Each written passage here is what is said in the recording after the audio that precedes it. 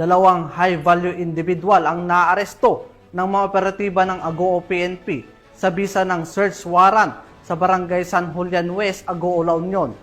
Nasamsam sa operasyon ang mga ilegal na droga at iba pang ebidensya na magpapatibay sa kaso laban sa mga suspect. Narito ang ulat ni Patrolman Dennis Carinal.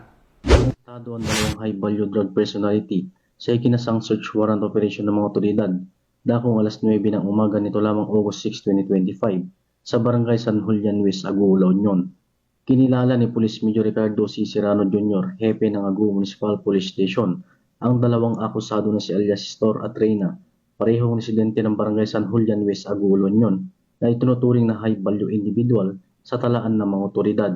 Sa isinagawang operasyon, nasamsam mula suspect ang 18 heat seal transparent plastic sachet na naglalaman ng inihinalang shabu na may kabuuang bigat na tinatayang 34 na gramo.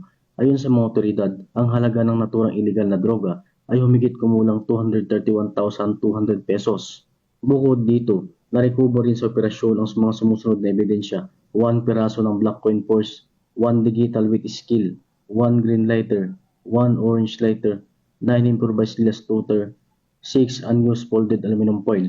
Ang lahat ng nakumpiskang ebidensya ay sinilalim sa tamang dokumentasyon at inventaryo sa presensya ng mga opisyal ng saksi.